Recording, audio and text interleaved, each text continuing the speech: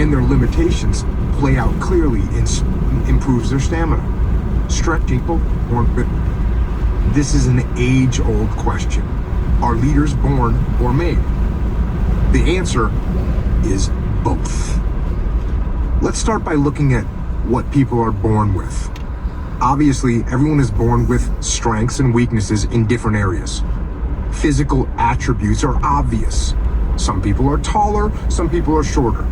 Some are naturally stronger, some more flexible, some are born with explosive, fast twitch muscle, and others with high endurance, slow twitch muscle.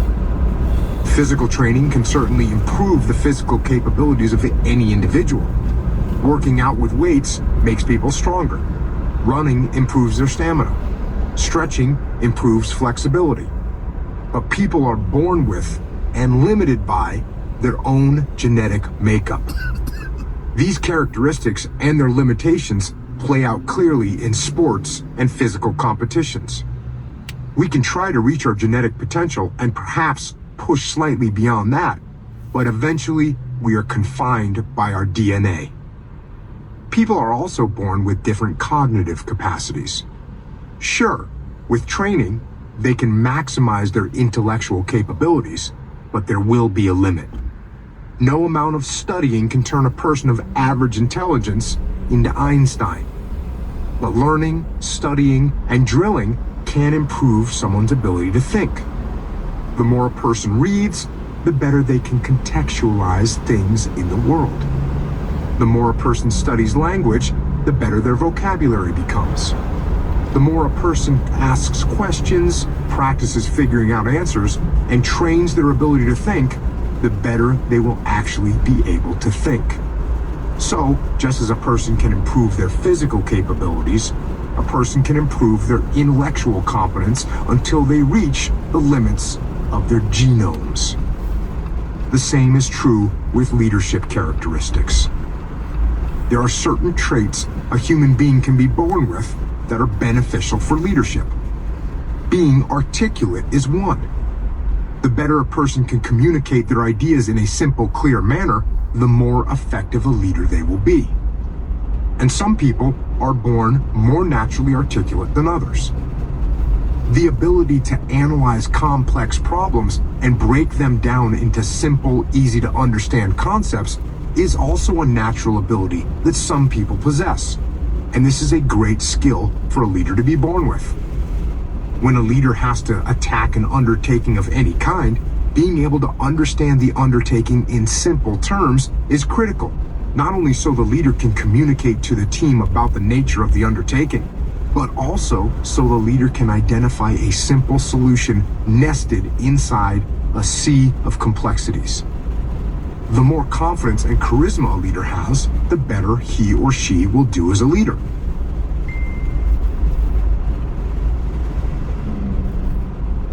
Do as a leader.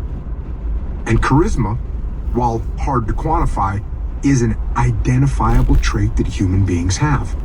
And they have different amounts. Some people have an incredible amount of natural magnetism, and others are drawn to them. Some might struggle to even get a minuscule level of attention paid to them.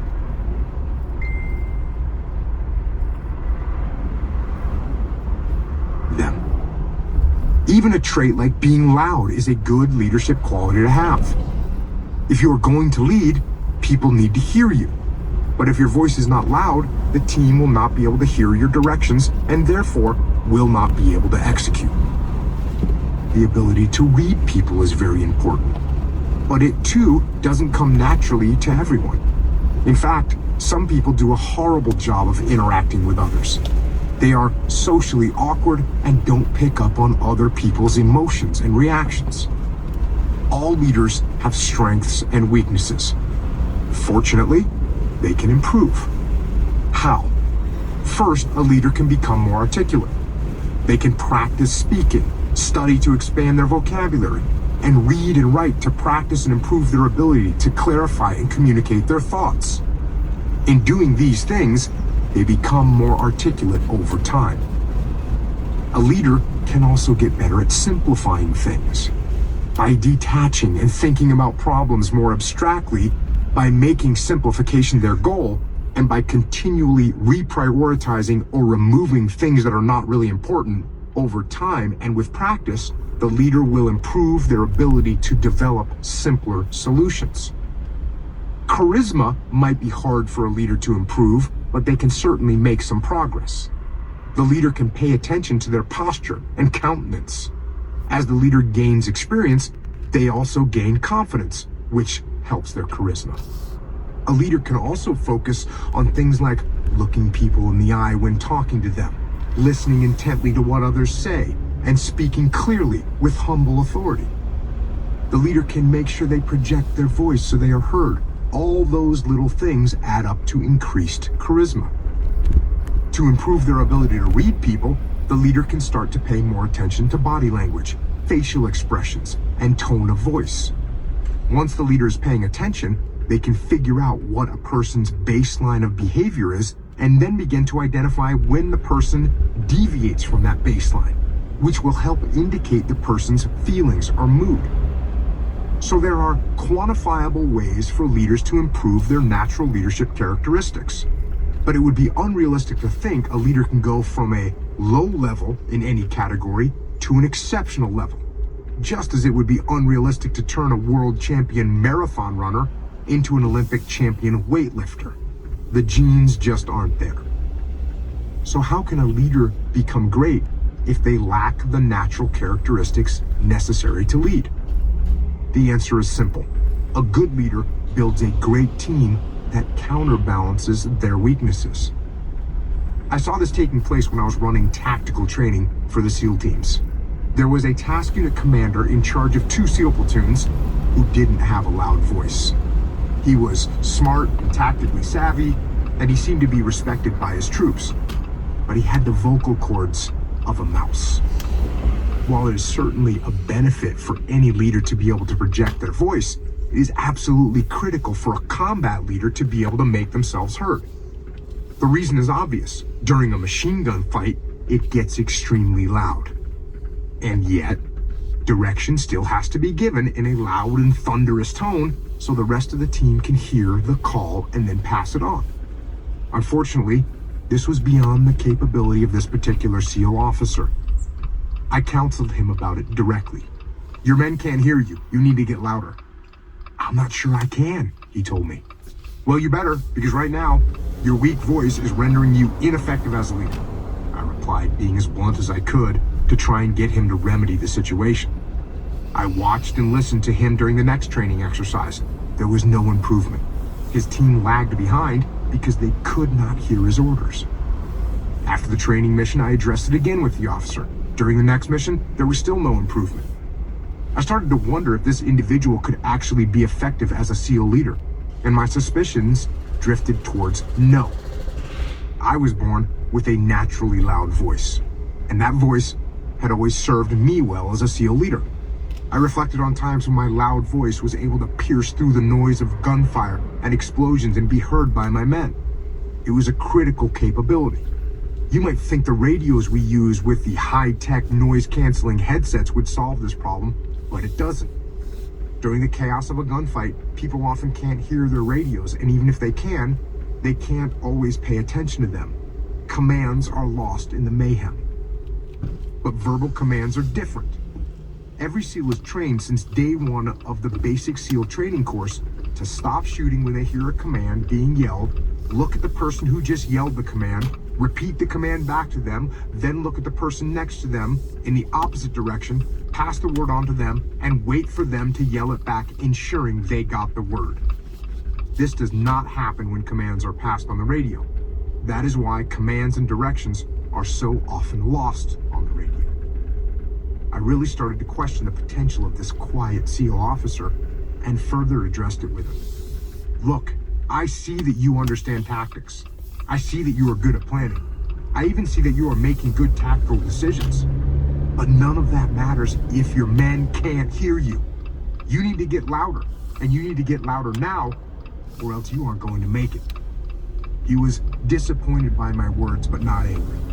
I think he truly recognized his shortcoming and how badly it was impacting his entire task unit. Soon it was time for the next training mission to take place. Once again, I kept my eye on the quiet young task unit commander. As the mission unfolded, so did the chaos, the mayhem, and the noise. Automatic weapons were ripping off thousands of rounds of belt-fed blanks. Simulated artillery grenades were whining and exploding. It became very hard to hear, but a call needed to be made. The team needed to enter, clear a building, and set security, a maneuver we call Strong Point. It was the obvious decision. I eyed the task unit commander. He looked like he knew what to do, but could he bark loudly enough to make everyone hear him so they could execute? Just as I started to wonder, I watched him tell one of his guys, whom I'll call Bill, "Tell everyone to strong point that building right there and set security." I saw the task unit commander's brilliance immediately. Bill was the biggest loudmouth in the entire task unit. As soon as he heard the orders from his boss, Bill thundered out, "All right, everyone, strong point that building right there and set security." Just as they had been trained, when people heard that call, they passed the word to the SEAL next to them, and then to the next. Soon all the task unit members had not only heard the call, they were actually executing it, taking down the building and setting security. It was awesome to watch.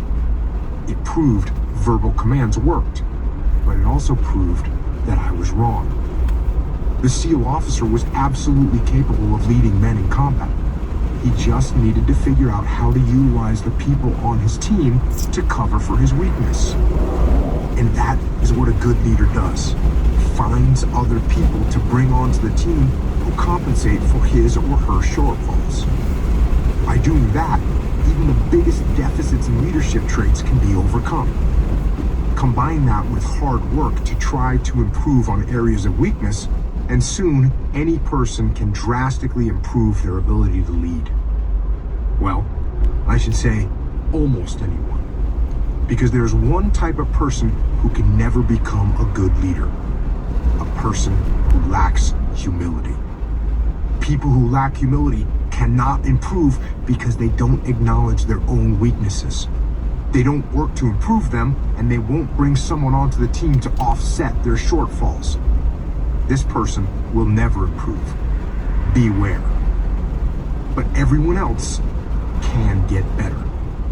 And while you might not be able to transform an awful leader into an excellent one, you can certainly make a bad leader into a better one, and a good leader into an outstanding one, regardless of how they were born. Leadership and manipulation. Leadership and manipulation are closely related, but one is deemed to be bad and the other is considered good. They are closely related because they are both trying to do the same thing. The aim of both leadership and manipulation is to get people to do what you want them to do. The highest form of both leadership and manipulation is to get people to do what you want them to do because they want to do it. Both leaders and manipulators use many of the same techniques. They both build relationships, leverage their influence, and maneuver politically to attain the outcome they desire. Both leaders and manipulators capitalize on others' egos, personal agendas, and individual strengths and weaknesses to achieve their own preferred outcome. But while there are many similarities between leaders and manipulators, there is one glaring difference. Manipulators are trying to get people to do things that will benefit the manipulator, while leaders are trying to get people to do things that will benefit the team and the people themselves. This difference is stark. The manipulator is trying to get a promotion or a better position for themselves. The manipulator is trying to set themselves up to look good in the eyes of their boss. The manipulator has one ultimate priority in every move they make. That priority is the manipulator. But the leader puts themselves at the bottom of the priority list. The good of the mission and the good of the team outweigh any personal concern a true leader has for themselves. Both of these attitudes eventually shine through and reveal themselves. Manipulators might fool some of the people some of the time, but they won't fool all the people all the time. Wow. True leaders are the same. While they might not always get the credit they deserve because they deflected to the other team members, over time, they will absolutely be recognized, admired, and likely promoted for their leadership. This does not mean that the leader always triumphs over the manipulator in the immediate situation. Sometimes a manipulator plays a good hand, gets himself or herself noticed, and winds up winning.